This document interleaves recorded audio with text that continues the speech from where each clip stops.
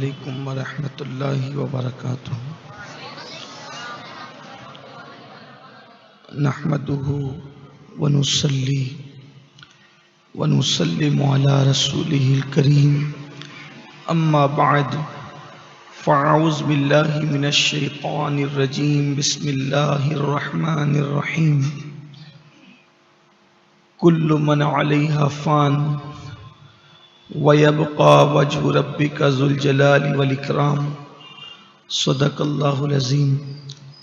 غوث اعظم بمنے بے سر و ساما مددے، قبلہ دین مددے، کعبہ ایمان مددے، بگرداب بلا افتاد کشتی، مدد کن یا معین الدین چشتی۔ الصلاة والسلام علیک یا رسول اللہ، الصلاة والسلام علیک یا نبی اللہ، الصلاة والسلام علیک یا حبیب اللہ، وعلی آلک واصحابک یا نور اللہ، صلی اللہ تعالی علیہ وسلم۔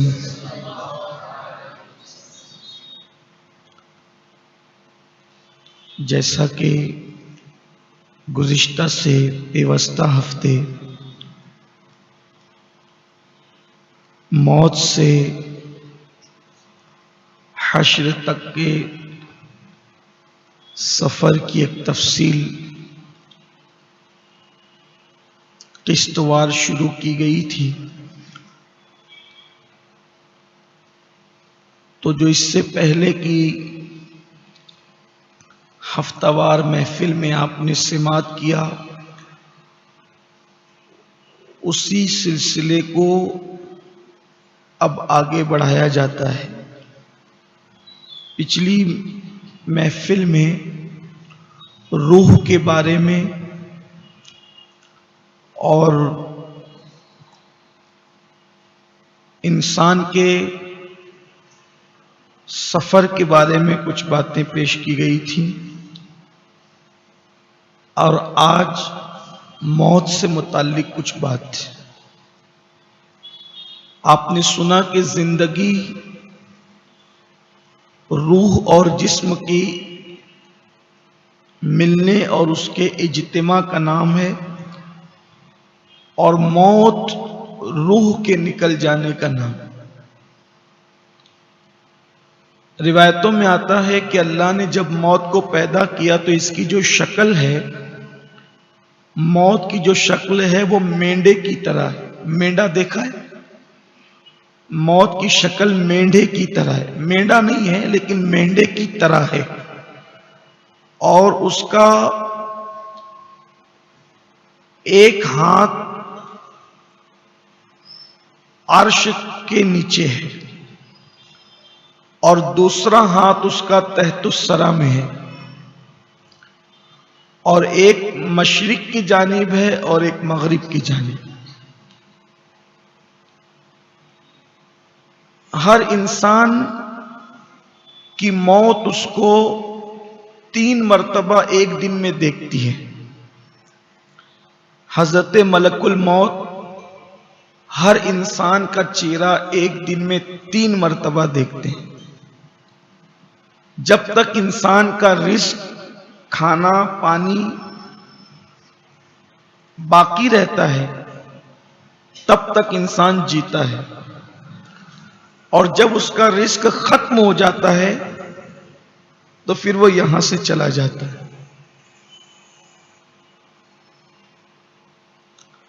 روح کے قبض کرنے کی ذمہ داری حضرت عزرائیل کی، جنہیں ہم ملک الموت کہتے ہیں، موت کا فرشتہ کہتے ہیں۔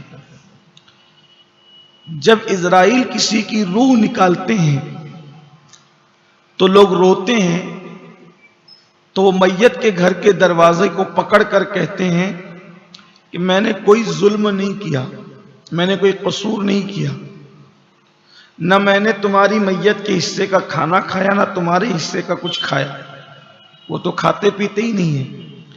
اللہ نے مجھے جو حکم دیا وہ کام میں نے کر دیا۔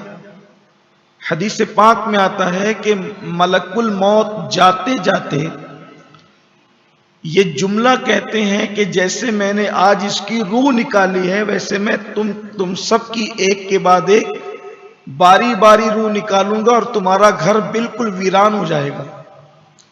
آقا کریم صلی اللہ علیہ وآلہ وسلم فرماتے ہیں کہ اگر حضرت ملک الموت کی گفتگو انسان سن لیتا تو میت پر رونے کی بجائے وہ اپنے آپ پر روتا۔ یہ سب کچھ ہمیں پتہ نہیں ہوتا۔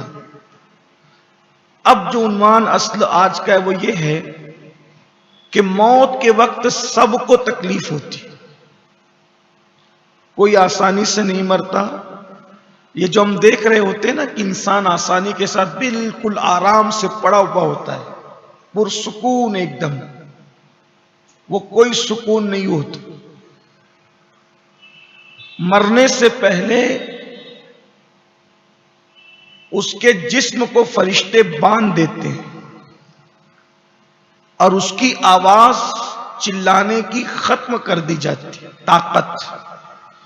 اس پر پہاڑوں جیسی مصیبت اور مشکل ہوتی ہے، لیکن سراہنے کھڑے رہنے والوں کو یوں لگتا ہے کہ یہ بالکل آرام سے لیٹا ہوا ہے۔ بعض لوگوں کو جو موت کے وقت تکلیف دی جاتی ہے وہ بطور عذاب دی جاتی ہے، اور بعض لوگوں کو جو تکلیف دی جاتی ہے وہ عذاب کے طور پہ نہیں دی جاتی۔ اس کی کچھ وجوہات ہیں۔ اگر وہ گنہگار ہے اور اللہ اس سے محبت کرتا ہے گنہگار سے، تو اس کو اللہ تکلیف دیتا ہے تاکہ اس کے گناہ اس تکلیف کے صدقے یہی ختم ہو جائے۔ اور بعض وہ ہوتے ہیں جو اللہ کے محبوب ہوتے ہیں، ان پر تو اور زیادہ تکلیف، جو جتنا محبوب ہوتا ہے اس کو اتنی زیادہ تکلیف موت کے وقت ہوتی۔ یہ بھی روایت ہے۔ اسی لیے سب سے زیادہ تکلیف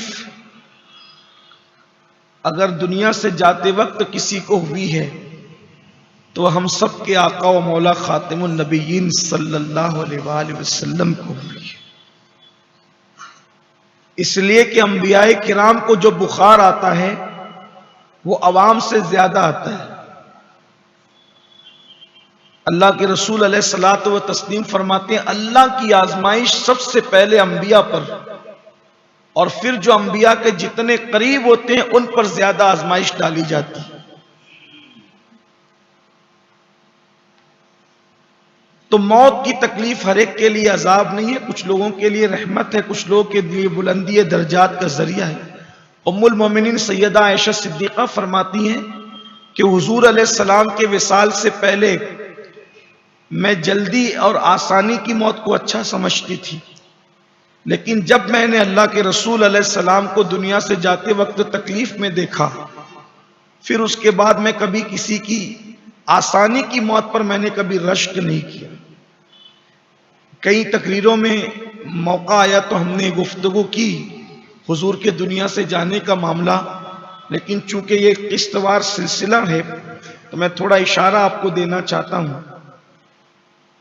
اللہ کے رسول علیہ السلام مرض الوصال میں، یہ بہت معلوماتی بات ہے ہمارے اور آپ سب کے لیے، آپ کو اچھا لگے گا، اس لیے کہ آج کل اگر محلے میں کوئی سکرات میں ہو تو عورتیں باتیں کرتی ہے، محلے میں باتیں ہوتی ہے کہ دیکھو بڑا مجرم تھا، یہ بھر رہا ہے، مرتے وقت بھر رہا ہے، بہت تکلیف میں۔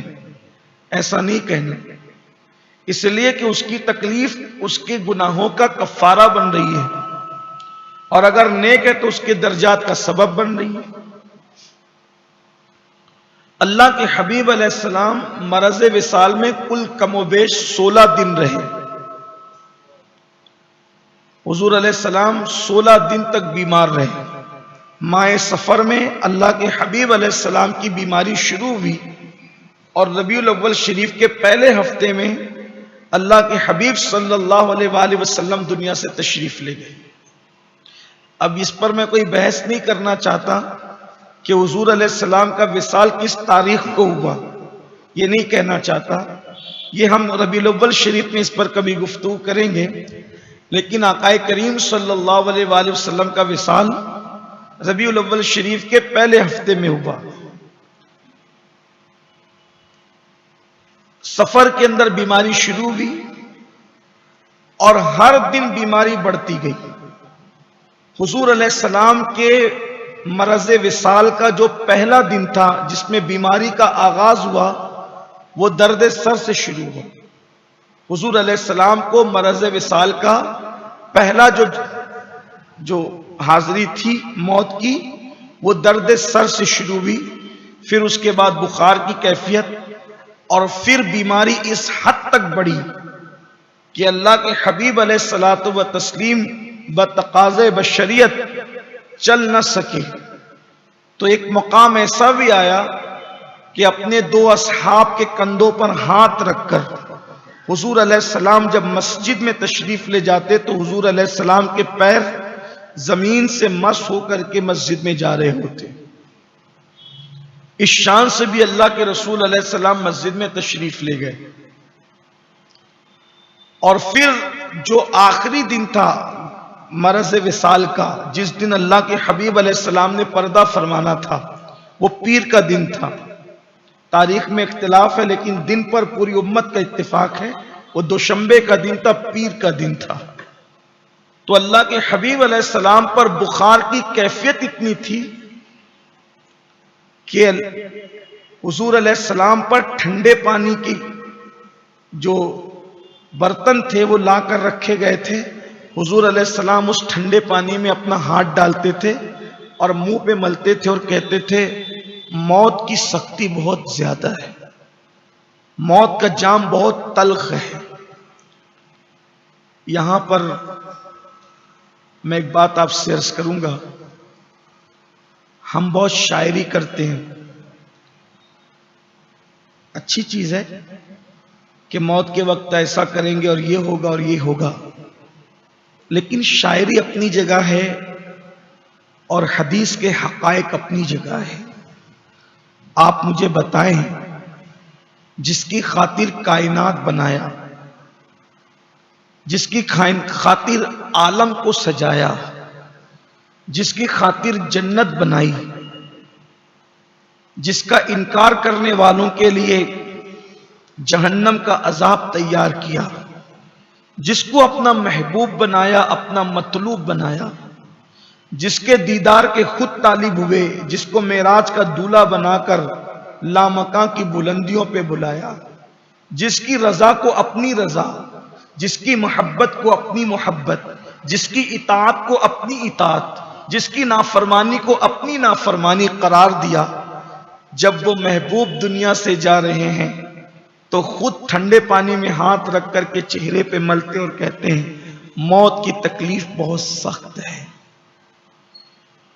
موت کا جام بہت کڑوا ہے. جب اللہ کے رسول دنیا سے جاتے وقت اتنی تکلیفوں سے گزر کر کے گئے تو میں اور آپ جب دنیا سے جائیں گے تو ہماری تکلیفوں کا عالم کیا ہوگا. وہ ایک گھاٹی ہے جسے موت کہتے ہیں. اگرچہ ہمارے گناہ معاف ہوں گے, کسی کے درجات بلند ہوں گے, لیکن بہرحال ہمیں اس سے گزرنا ہے. بہت ہلکے میں لیتے ہیں لوگ زندگی کے فلسفے کو, موت کے فلسفے کو, لیکن حقائق یہ. حضرت عمرو ابن عاص صحابی رسول ہیں, جب دنیا سے جا رہے تھے تو ان کے بیٹے نے پوچھا تھا ابا کیسا لگ رہا ہے؟ تو آپ فرماتے ہیں بیٹا ایسا لگتا ہے کہ جیسے پہاڑ میرے سینے پہ رکھ دیا گیا اور میں اپنی ناک سے سانس نہیں لے رہا ہوں بلکہ میں سوئی کے ناکے سے سانس لے رہا ہوں. اور فرمایا اگر کسی کے پیٹ کے اندر ببول کا درخت ڈال دیا جائے اور اس کے کانٹے اس کے بال بال میں پھنس جائے اور نیچے سے کوئی طاقتور انسان کھینچے تو اس وقت اس کو کیسی تکلیف ہوتی ہے, وہی تکلیف تیرا بابا محسوس کر رہا. یہ تکلیف ہے موت. اس گھاٹی سے ہم سب کو گزرنا. اب آپ مجھے یہاں بتائیں کہ جب اتنی سخت ترین تکلیف ہوگی, تھوڑا غور کرنا یہاں پر, اتنی سخت ترین تکلیف ہے، تو انسان کا دماغ کتنا الجھا ہوگا اس میں، اور انسان کس قدر بے چین بے قرار ہوگا۔ اسی لیے کہا گیا وہاں رو مت، چلاؤ مت، بچے نہ ہو وہاں، رونے چیخنے والے بچے نہ ہو، کیونکہ ایک انسان پہلے ہی اس تکلیف میں، جب تکلیف ہوتی ہے تو آدمی چڑچڑا ہو جاتا ہے، اگرچہ اس کی طاقت ختم کر دی گئی ہے، اب رونے والا بچہ وہاں روئے یا کوئی چلانے والا، وہاں کا ماحول بالکل سائلنٹ ہونا چاہیے۔ جب کسی کی روح نکل رہی ہو بالکل سناٹے کا، خاموشی کا ماحول ہونا چاہیے، سکون کا ماحول ہونا چاہیے۔ اور وہاں اگر مومن مر رہا ہے، ظاہر سی بات ہے کہ سب تو ایمان والے ہی ہیں، تو وہاں لوگوں کو اچھی اچھی دعائیں کرنی چاہیے، کیونکہ وہاں اس وقت رحمتوں کے فرشتے نازل ہوتے۔ پھر اس کے بعد وہاں سورۃ الیاسین پڑھنا چاہیے، اس لیے کہ اللہ کے رسول علیہ الصلوۃ والتسلیم فرماتے ہیں اپنے دنیا سے جانے والوں کے سرہانے سورہ یاسین کی تلاوت کرو، کیونکہ سورہ یاسین کی برکت سے موت کی تکلیف اللہ آسان کر دیتا ہے۔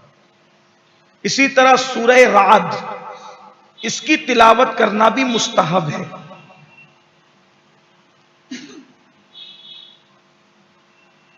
اور پھر جو وہاں موجود ہیں وہ کلمے کی تلقین کریں۔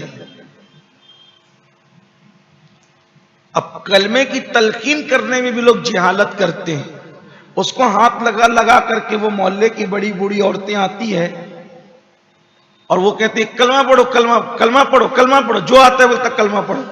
اس پر اتنی تکلیف ہے اور تم ہاتھ سے اس کو مزید دھکے دے دے کے کہتے ہو کلمہ پڑھو۔ اب اس چڑچڑے پن میں اللہ نہ کرے اگر وہ اس کیفیت میں کہہ دے کہ معاذ اللہ میں نہیں پڑھتا، کیا ہونا ہے؟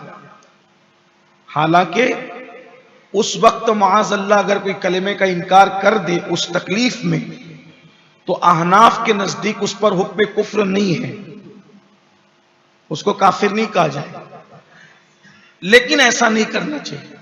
کلمے کی تلقین کا مطلب یہ ہے کہ اس کے پاس بیٹھ کر مدھم آواز میں جو وہ سن سکے اور اس کو بھلا معلوم ہو ورد کریں، لا الہ الا اللہ، لا الہ الا، اس طرح سے۔ یہ ہے تلقین، اس کو بار بار ہلا ہلا کرنی کا ایک کلمہ پڑھو کلمہ۔ پھر اس کے بدن کو خوشبو لگا دیں، وہاں خوشبو کا ماحول کریں، ہو سکے تو پھول رکھیں، اس طرح سے بلند آواز سے۔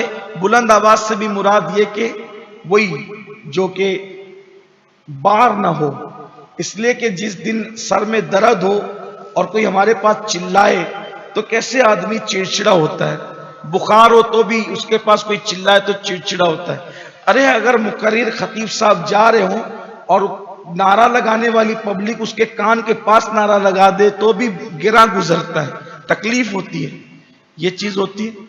تو کوئی ایسا کام نہ کریں۔ دیکھیں یہ سب اس لیے ہوتا ہے کہ ہمارے پاس علم نہیں، اور یہ سلسلہ اس لیے شروع کیا ہے کہ کم از کم ہم اس کو سیکھ لیں، تو ہم یہ نادانی نہ کریں، اس طریقے سے کم فہمی کی بنیاد پر اپنے مردوں کو جاتے ہوئے اذیت کا سبب نہ بنے۔ تو سورہ یاسین کی تلاوت بھی ہو، اطمینان سے ہو، بس اتنا سن سکیں، لیکن اس کو تکلیف نہیں ہونا چاہیے۔ اب رشتہ داروں کی محبت بھی عجیب و محبت ہے، بیچارہ اتنی مشکل میں خود ہے اور وہاں بیٹیاں چلا چلا کے رو رہی، اس کو اپنی پڑی ہے، بہویں وہاں زبردستی چلا چلا کے رو رہے، بیٹے زبردستی وہاں چلا چلا کے رو رہے۔ ابھی تھوڑی دیر پہلے تک کے بول رہے تھے کہ بڈھا مرتا بھی نہیں، کب کھانستا رہتا ہے رات بھر، بیماریوں کا شکوہ کرتے رہتے تھے، اور اب جب سکرات کی وہ تکلیف میں ہے تو سب کو محبت چھوٹ گئی ہے۔ وہاں سکون کا ماحول ہونا چاہیے تھا۔ اسی لیے امام اہل سنت سیدی اعلیٰ حضرت امام احمد رضا خان محدث بریلوی رحمۃ اللہ علیہ جب دنیا سے تشریف لے جانے لگے تو آپ نے 2 گھنٹہ چند منٹ پہلے ایک وصیت نامہ لکھوایا جس کو وصایا کی شکل میں شائع کیا گیا، اور آپ نے یہی فرمایا کہ جو تصویر وغیرہ ہے وہ سب ہٹا دو، یہاں سے کوئی نوٹ وغیرہ کچھ اگر ہو تو انہوں نے تو بطور تقوی کہا کہ میرے کمرے سے نکال دو. پھر فرمایا کہ جب مجھ پہ سکرات کی کیفیت طاری ہو تو ایک دم برف کی طرح ٹھنڈا پانی مجھے پلایا جائے، ایک دم ٹھنڈا پانی. اور فرمایا کہ مصطفیٰ رضا یعنی ان کے چھوٹے شہزادے ہمارے دادا مرشد حضور مفتی اعظم سے فرمایا کہ سورہ یاسین اور سورہ رعد کی تلاوت کر. تو حالانکہ حالت سکرات میں بھی دیکھیے اللہ والوں کی شان ہوتی ہے، ان لوگوں کو سکرات اور تکلیف کے وقت بھی اللہ تعالیٰ وہ بوجھ تو اٹھاتے ہیں تکلیف کا، لیکن ان کی عقل اکثر لوگوں کی سلامت رہتی ہے. حضور مفتی اعظمین باپ دنیا سے جا رہے ہیں، تلاوت کر رہے ہیں، تو اس گھبراہٹ میں وہ تلاوت کرتے ہوئے کبھی آگے پیچھے ہو جاتے ہیں. تو امام اہل سنت وہ تکلیف میں ہوتے ہوئے بھی ان کو قرآن مقدس کے حوالے سے لقمہ دیتے کا یہ صحیح پڑھو اس طرح پڑھو. یعنی جن کا تعلق باللہ اور تعلق بالرسول مضبوط ہوتا ہے اس تکلیف میں بھی پھر ان کی یہ شان ہوتی ہے. لیکن ہم تو اپنی بات کر رہے ہیں، گنہگاروں کی، ہم مجرموں کی بات کر رہے ہیں کہ تکلیف تو سب کو اٹھانی ہے تکلیف، لیکن اس وقت ماحول پرسکون رکھو، رونے والوں کو نکال دو خاموشی کے ساتھ. کتا وہاں نہ ہو، تصویر وہاں نہ ہو، بدبو کی کوئی چیز وہاں نہ ہو، ناپاک عورتیں جن پر مہینے کی وہ ناپاکی تاری ہے وہ وہاں اس وقت روح نکلتے وقت موجود نہ ہو. اسی طریقے سے کوئی جنبی جس پر ناپاکی و جنابت کی حالت وہ وہاں موجود نہ ہو. ماحول بڑا نیک اور جو وہ پارسائی کا ہو، بڑا پرسکون ہو. اس لیے کہ اب وہاں وہ لوگ رہے ہیں جو ہمیشہ نہیں آتے. ایک تو آنا کس نے؟ حضرت اسرائیل نے. اسرائیل کوئی معمولی ذات نہیں ہے، فرشتوں میں رسول ملائکہ میں ان کا شمار ہوتا ہے. وہ 4 بڑے فرشتوں میں آنا اسرائیل نے. میں تو یہ بھی کہتا ہوں کہ میت والے گھر میں بھی رونق ہوتی ہے مومن کے یہاں، کیونکہ کون رہا ہے؟ اسرائیل آ گئے، اور وہ بھی 70,000 فرشتوں کے ساتھ. اگر مومن جا رہا ہے اور وہ ایک قطار لگا کر کے کھڑے ہوتے اور اتنا خوبصورت اس کی روح کے لیے جنت کا کفن ہوتا ہے، اور وہ آتے ہیں اور پھر روح نکالتے ہیں. اب آپ نے سنا ہوگا کہ حدیث پاک میں آتا ہے کہ مومن کی روح ایسے نکلتی ہے جیسے آٹے سے بال نکل جاتا ہے، ایسے روح نکلتی ہے. تو یہ ساری تکلیف روح کے نکلنے سے پہلے کی ہے. یہ ساری تکلیف جس کا میں نے ذکر کیا یہ روح کے نکلنے سے پہلے کی ہے، لیکن روح مومن نکلتی ہے تو پھر اسی طرح نکلتی جس کا تذکرہ کیا گیا، اور اس کو بڑی جلدی ہوتی ہے نکلنے کی. اگر قرآن حدیث کی معلومات ہو تو جانے والا جنتی ہے یا جہنمی ہے آپ دیکھ کر ہی پتہ کر لیں. اگر مرتے وقت ایسی آواز نکلے حلق سے جیسے جانور ذبح کرتے ہوئے، نہیں وہ بچڑا گڑ گڑ گڑ کی جو آواز نکالتا ہے بھیانک سی آواز، اگر ایسی آواز نکل رہی ہے تو علامت اچھی نہیں ہے. یعنی معاذ اللہ یہ نہیں کہتا کہ وہ جہنمی ہے، لیکن یہ کہتا ہوں احتیاط سے، علامت اچھی نہیں ہے. اس کے لیے کثرت سے مغفرت کی دعا کرنا چاہیے. 3 علامتیں بڑی اچھی ہیں. نمبر 1، موت کے وقت کسی کی پیشانی پر پسینہ آ جائے، یہ جنتی ہونے کی نشانی. اسی طریقے سے ناک کے نتھے پھول جائیں، یہ بھی جنتی ہونے کی نشانی. اور آنکھ میں آنسو آ جائے، مرتے وقت آنکھ میں آنسو آ جائے، یہ بھی جنتی ہونے کی نشانی. اور اگر زبان پہ کلمہ جاری ہو جائے، سبحان اللہ کیا کہنے. پھر اللہ کے رسول علیہ السلام فرماتے ہیں جس کی زندگی کا پہلا کلام کلمہ ہو اور جس کی زندگی کا آخری کلام بھی کلمہ طیبہ ہو، اگر اس نے 1000 سال تک بھی زندگی گزار کر گناہ کیا تو قیامت کے دن اس سے کچھ نہیں پوچھا جائے گا، اس کی بخشش کر دی جائے گی. زبان پہ کلمہ جاری. اب یہاں پر تھوڑی سی گفتگو زبان پہ کلمہ جاری ہو اس پر اور جن کی زبان پہ نہیں جاری ہوتا اس پر کچھ باتیں سماعت کر لیں. نمبر 1، حدیث پاک میں آتا ہے کہ جو لوگ دنیا کے اندر مسواک کثرت سے کرتے ہیں انشاءاللہ جب وہ مریں گے تو ان کی زبان پہ کلمہ جاری ہوگا. مسواک کر لیں. اسی طرح جو ہمیشہ باوضو رہتے ہیں ان کی زبان پہ کلمہ جاری ہوگا. ایک لڑکے کا انتقال ہو رہا تھا، نوجوان لڑکے کا انتقال ہو رہا تھا. اصحاب مصطفیٰ صلی اللہ علیہ وآلہ وسلم اس کے سرانے جلوگر تھے اور کلمے کی تلقین کر رہے تھے، لیکن اس کی زبان پہ کلمہ نہیں آ رہا تھا. تو صحابہ کرام نے ایک بندے کو اللہ کے رسول صلی اللہ علیہ وآلہ وسلم کی بارگاہ میں بھیجا اور کہا کہ حضور سے پوچھو کہ اس کی زبان پہ کلمہ کیوں نہیں آ رہا ہے. تو اللہ کے رسول تشریف لائے اور میرے آقا علیہ السلام نے کلمے کی تلقین کی. تو اس جوان نے کہا یا رسول اللہ میری زبان پہ کلمہ نہیں آ رہا، میری زبان پہ کلمہ، میں اس کی طاقت نہیں رکھتا کہ کلمہ پڑھوں. تو اللہ کے حبیب علیہ السلام نے پھر فرمایا کیا اس کی ماں حیات ہے؟ تو لوگوں نے کہا ہاں. تو کہا بلا اس کو. اس کی ماں کو بلایا تو پوچھا کہ تو اس سے راضی ہے کہ ناراض ہے؟ اس کی ماں نے کہا کہ میں اس سے ناراض ہوں.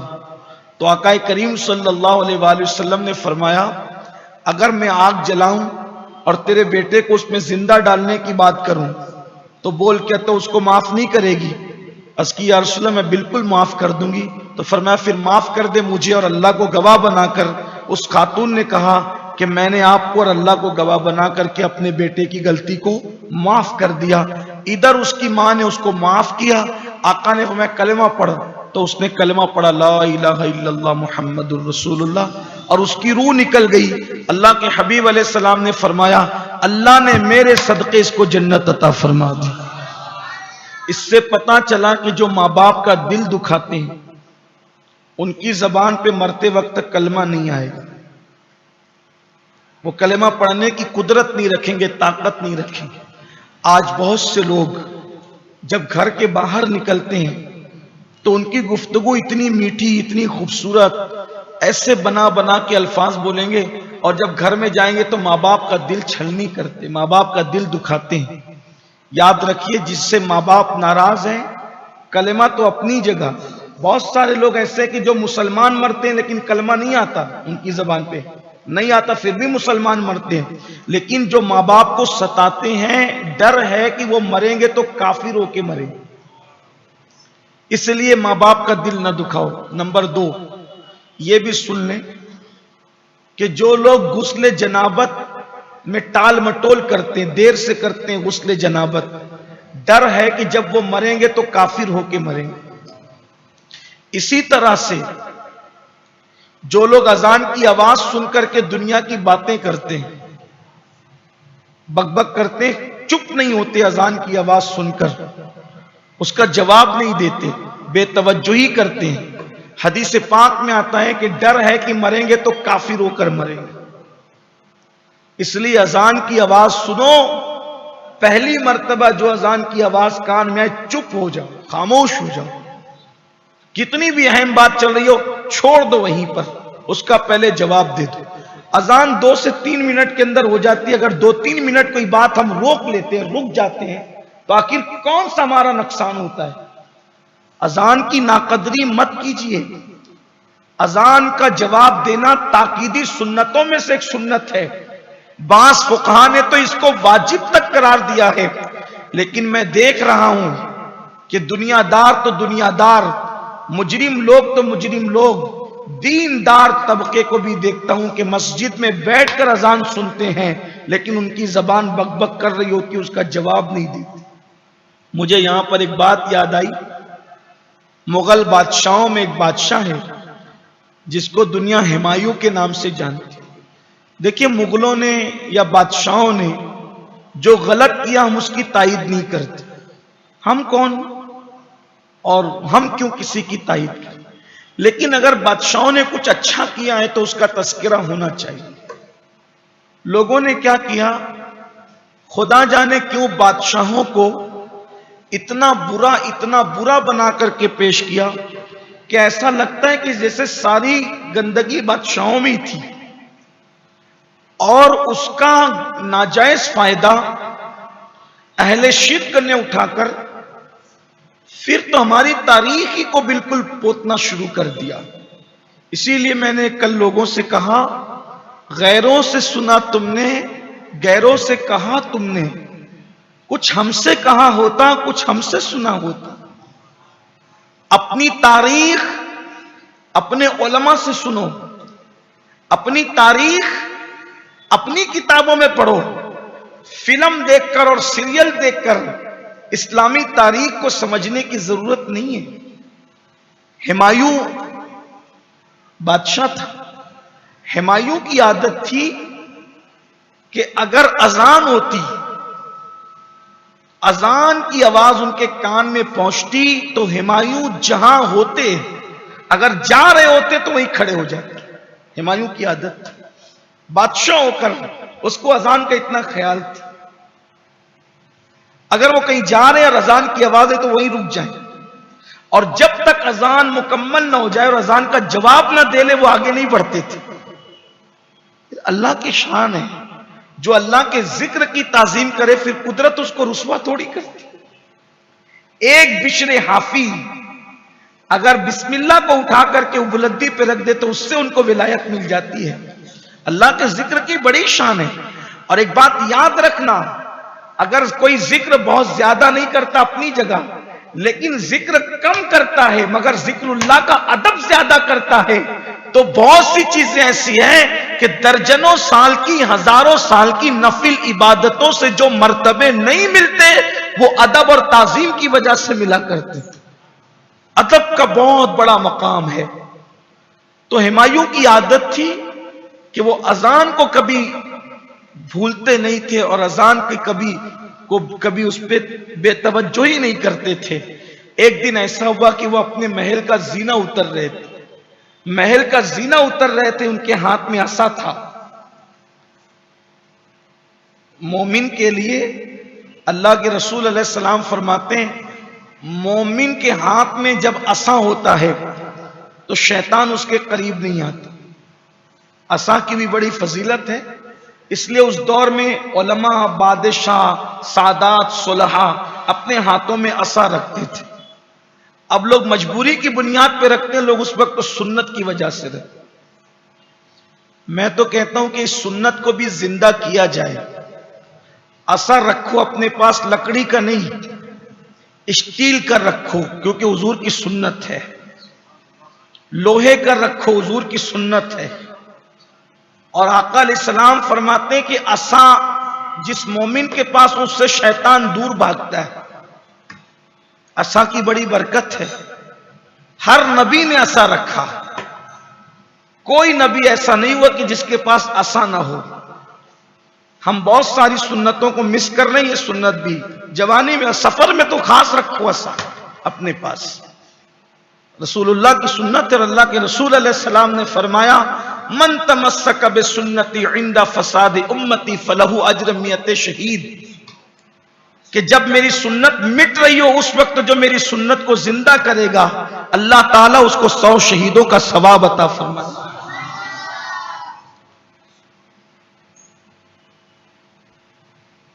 عصا کی ضرورت بڑھاپے میں نہیں ہے، عصا کی ضرورت تو جوانی میں ہے. کیونکہ جوان موسیٰ سے اللہ نے پوچھا تھا وما تلک بیمینک یا موسیٰ، اے موسیٰ تمہارے سیدھے ہاتھ میں کیا ہے؟ کیا فرمایا؟ قال ہی عصا، یہ میرے ہاتھ میں میرا عصا. عصا صرف ٹیک کر چلنے کے لیے نہیں ہے.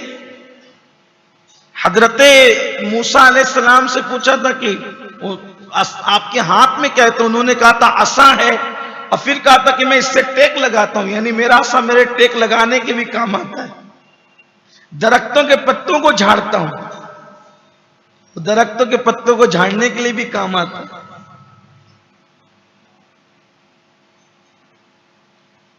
اللہ تعالیٰ نے فرمایا کہ اس کو زمین پہ رکھ دے، اور پھر وہ سارا کچھ واقعہ جو آپ سنتے رہتے ہیں معجزات کے باب میں. میرے آقا کے پاس بھی عصا تھا صلی اللہ علیہ وسلم، لیکن وہ عصائے موسوی سے کچھ مختلف تھا. حضرت موسیٰ کا جو عصا تھا وہ اژدہائے غضب تھا، اور مصطفیٰ جان رحمت کا جو عصا تھا وہ گروہ کا سہارا تھا. اسی کو میرے امام کہتے ہیں عصائے کلیم اژدہائے غضب تھا، گروہ کا سہارا عصائے محمد. عصا کی بڑی فضیلت، کبھی انشاءاللہ وقت رہا تو ہم عصا پر گفتگو کریں گے، لیکن اتنا جو کہہ دیا ورنہ وقت بھی ختم ہوا ہے. اور میں تو یہ چاہتا ہوں کہ مرکزی اجتماع 11 بجے ختم ہو جایا کرے، 11 سے زیادہ اپنا چلایا کریں. اس کو کوشش کریں کہ 11 بجے ختم کر دیں، کیونکہ لوگ دور دور سے آتے ہیں تو بہت تاخیر نہ ہو. میں بھی ختم کر دوں گا چونکہ اپنی بات مکمل کر لوں. تو ہمایوں کے ہاتھ میں عصا تھا اور وہ زینہ اتر رہے تھے. مؤذن نے کہا اللہ اکبر اللہ اکبر، وہیں رک گئے اور اپنے عصا پر ہاتھ رکھا، آنکھ بند کی اور اذان میں اتنا ڈوب گئے کہ ان کو خیال ہی نہ رہا کہ میں زینے پہ کھڑا ہوں. اور اسی کیفیت کے اندر ان کا پیر پھسلا اور وہ زینے سے گرے اور اللہ نے ان کو شہادت کی موت عطا فرمائی. تو جو اذان سے بے توجہی کرے، ڈر ہے کہ مرے گا تو کفر پہ مرے. غسل جنابت میں تاخیر کرے، ڈر ہے کہ اس کی زبان پہ مرتے وقت کلمہ نہیں ہے. ایک اور بات سن، اگر کسی مومن کو جھڑکا اور اس کا دل دکھایا تو مومنوں کو جھڑک کر دل دکھانے والوں کی زبان پر بھی کلمہ نہیں آئے. اس لیے لوگوں کو جھڑکا مت کرو، ان کا دل مت دکھایا. لوگ آپ کا دل دکھا دیں، معاف کر دیں، لیکن آپ کسی کا دل نہ دکھائیں. میں آپ کو، مجھے ایسا لگتا ہے کہ میں نے اپنی زندگی کا 11 سال کی عمر سے اور بعد میں پھر مستقل 16 سال کی عمر سے مالیگاؤں والوں کے درمیان تقریر اور خطابت کا سلسلہ شروع کیا ہے.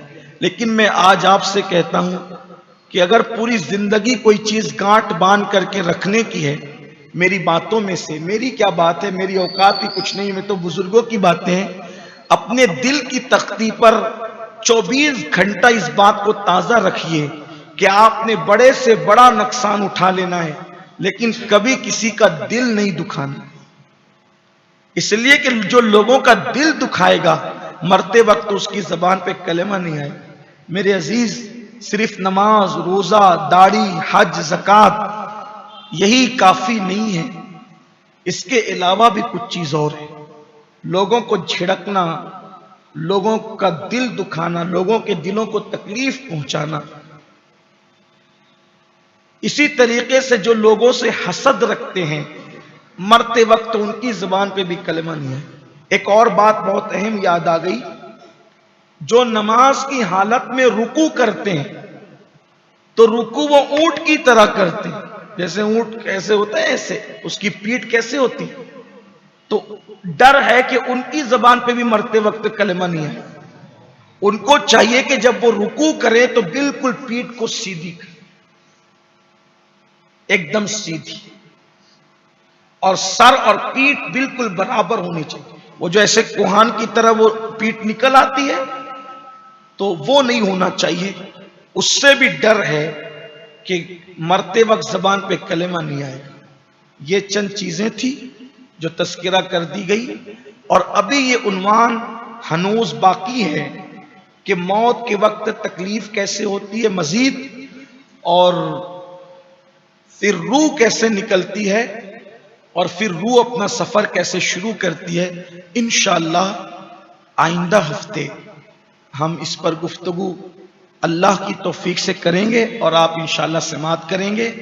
میری منتظمین سے گزارش ہے، شورا کے احباب سے بھی میری گزارش ہے کہ اجتماع کو جلدی شروع کر کے مرکزی بیان لیٹ میں لیٹ 10:30 بجے شروع کر دیا جائے، اس سے اور پہلے ہو جائے تو اچھا، تاکہ 11 بجے تک اجتماع کا اختتام ہو جائے، آنے والے آسانی کے ساتھ جلد اپنے گھروں کی طرف جا سکیں۔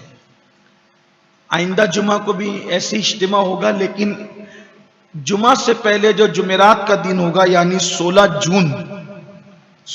جون کو انشاءاللہ اپنی اسی مسجد میں مرکز پر حج کی تربیتی کلاس ہوگی، جیسے کہ ہر سال ہم کرتے ہیں، کبھی 4 دن کیے، کبھی 10 دن کیے، کبھی 8 دن کیے، کبھی ہفتہ بھر کیے۔ اب اتنی شارٹ ہو گئی کہ اب بس 1 دن کا ٹائم ہمارے پاس ہے، تو ایک ہی دن انشاءاللہ، اس دن امام صاحب جلدی نماز پڑھا دیجیے گا، جمعرات کے دن، جی 16 جون کو عشاء جلدی کر دے۔ کون سا ٹائم ہوگا؟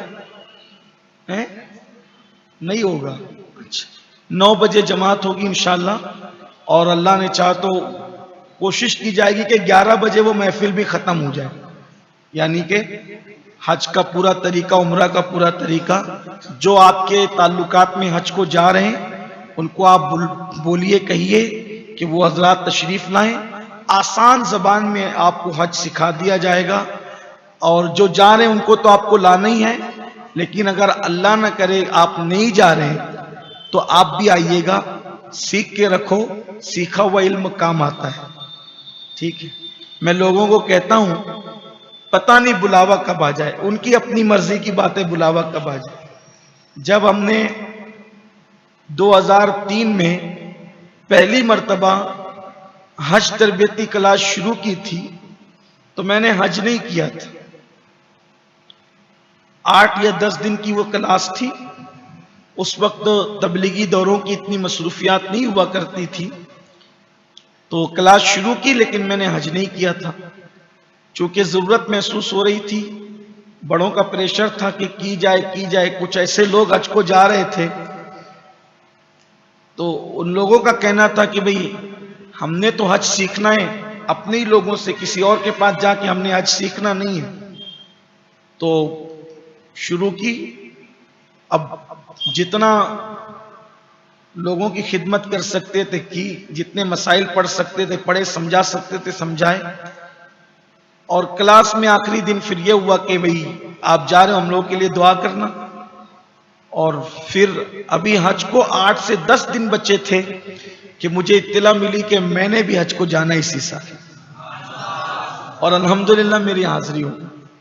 آپ یقین جانیں حضور کے کرم کو میں نے اپنی آنکھوں سے دیکھا۔ لوگ حضور کا کرم کتابوں میں پڑھتے ہیں، لیکن میرے اللہ کے گھر میں کہتا ہوں میں نے اپنی آنکھوں سے دیکھا ہے۔ 8 سے 10 دن پہلے اطلاع ملتی ہے کہ مجھے حج کو جانا ہے، میرے پاس پاسپورٹ نہیں تھا، 1 دن میں مجھے پاسپورٹ ملا۔ مجھے صبح گیا، شام ہوتے ہوتے میں نے اپنے ہاتھ میں، اس وقت لوگ ہاتھ میں بھی مل جاتا تھا، ہاتھ میں پاسپورٹ ملا، اور آنن فانن تیاری بھی، اور پھر جب وہ سرکار کی بارگاہ میں حاضری ہو گئی۔ تو اس لیے آپ سے بھی کہتا ہوں، میں اس وقت تو سوچتا تھا یا اللہ اگر میں نے یہ مسائل نہ پڑھے ہوتے تو میں کرتا کیا، تو آپ بھی سیکھ کر کے رکھو، آئیے انشاءاللہ تعالی حج کے مسائل سیکھو گے، اس کی برکتیں ملے گی۔ اللہ تعالی ہم سب کو توفیق عطا فرمائے۔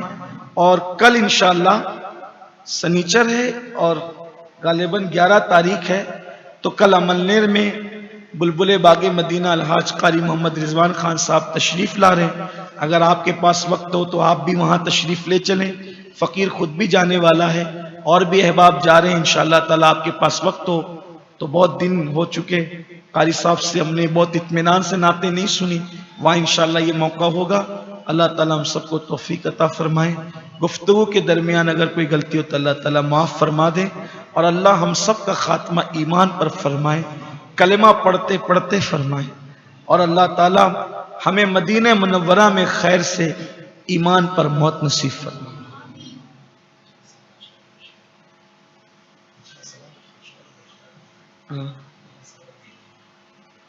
آئندہ ہفتے کا جو ہمارا معمول ہے، ہر ہفتے آپ کو سوال دیا جاتا ہے، تو آئندہ ہفتے کے لیے سوال ہے، حضور اکرم صلی اللہ علیہ وآلہ وسلم کی صحابیات میں سب سے پہلے کس نے جام شہادت نوش فرمایا؟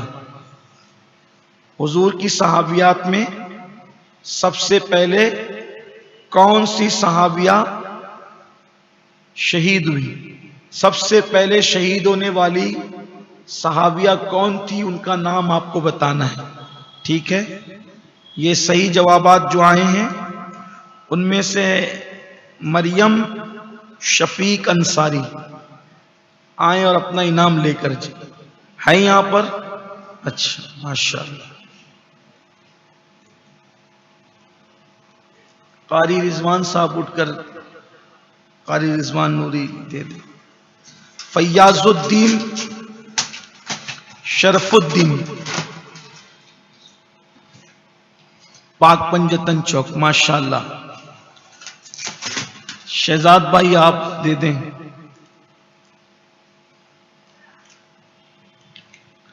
ردا فاطمہ انیس احمد موجود ہے؟ اسلم بھائی آپ دے دیں اٹھ کے۔ خالد شیخ ستار، عبدالستار ہوتا تو زیادہ اچھا ہوتا۔ خالد شیخ عبدالستار ہے موجود یہاں؟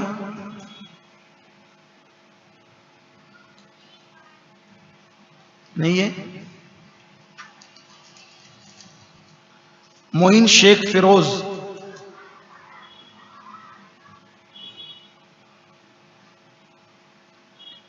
حافظ ارشاد آپ دے دو۔ آپ سے میری گزارش ہے، برا نہیں مانیں گے یہ لوگ، کوشش کیا کریں کہ اب اپنے بچوں کا نام فیروز نہ رکھیں۔ فیروز نام رکھنے سے، فیروز نام ہے، پرویز نام ہے، یہ ان ناموں کو رکھنے سے بچیں۔ اور بھی کچھ نام ہیں، کبھی وقت رہے گا تو اس پہ گفتگو کریں گے۔ یہ فیروز جو ہے نا، فیروز یہ قاتل ہے حضرت سیدنا فاروق اعظم، اسی لیے جب باتیں کیا کریں نا تو بعض لوگ باتوں باتوں میں کہتے ہیں یہ فیروز بختی ہے، فیروز بختی ہے۔ ایک دن میں نے غور کیا، یہ فیروز بختی ہے، یہ اصطلاح تو لوگ کہتے ہیں لیکن کبھی غور نہیں کرتے اس پر۔ یہ رافضیوں نے ایجاد کی ہے فیروز بختی۔ فیروز بختی کا مطلب کیا ہوا؟ فیروز جیسی تقدیر، اور فیروز کی تقدیر کیا تھی؟ فاروق اعظم کا قتل۔ تو اس لیے خوشبختی کہا کریں، فیروز بختی نہ کہا کریں۔ ممکن ہے لوگ اچھی نیت سے کہتے ہیں لیکن تو لوگ تو شیطانی چال چلتے ہیں نا، تو اس لیے بہت احتیاط۔ اسی طریقے سے حجام کو خلیفہ نہ کہا کرے، یہ بھی رافضیوں کا تبرہ ہے۔ حجام کو خلیفہ کہنے کا رواج یہ رافضیوں نے شروع کیا، کیونکہ ہم صدیق اکبر کو، فاروق اعظم کو، عثمان غنی کو خلیفہ کہتے ہیں، تو ان لوگوں نے ان خلفاء کا مذاق اڑانے کے لیے حجام کا نام خلیفہ رکھا۔ اس لیے اللہ کے بندو علم سیکھو، کہاں کہاں تمہارے ایمان کو دیکھو کیسے نقصان پہنچانے کی کوشش کی جا رہی ہے۔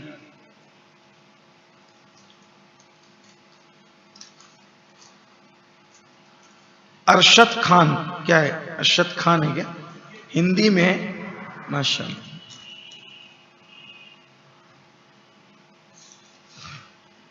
حافظ مظفر صاحب تشریف لائیں، دے دیں۔ مومن شرجیل عتیق اسلم ماشاءاللہ۔ یہ جب سے سوالات کا سلسلہ شروع ہوا ہے یہ ننھے منھے بچے زیادہ آنے شروع ہو گئے، ماشاءاللہ اچھا ہے، اور آگے کے لیے جو ہے یہ خوش آئین بات ہے، اچھی بات ہے۔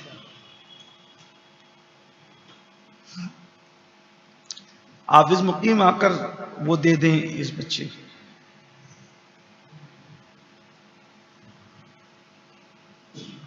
محمد ریحان رضا،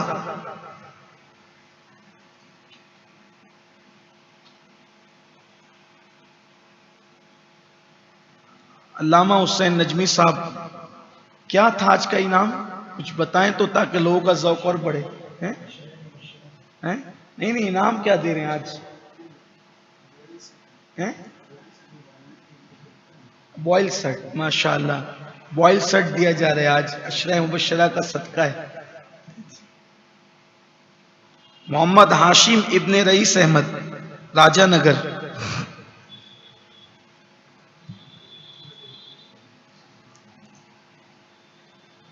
علامہ امجدی صاحب دے دیں. محمد رضا حامد حسن. آفی اسامہ صاحب آ کر دے دیں. شعیب خان سعید خان صدر المدرسین جامعہ قادریہ علامہ تجمل حسین صاحب رضوی وہ تشریف لائیں اور اگر موجود ہو تو وہ دے دیں. ایک اور ایک غیر حاضر تھا کوئی نا.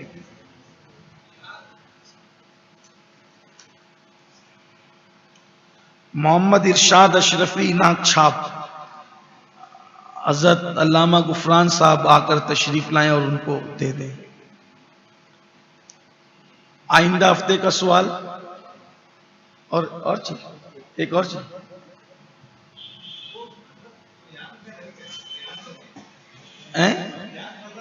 تو اس کو دینا چاہیے نا بلا کے. اب ہم لوگوں کو کوئی علم غیب تھوڑی ہے بھائی کہ کوئی آیا کہ نہیں آیا. جو یہاں آئے گا وہی تو لے کر جائے گا. آئندہ ہفتے کا سوال ہے کہ حضور علیہ السلام کی صحابیات میں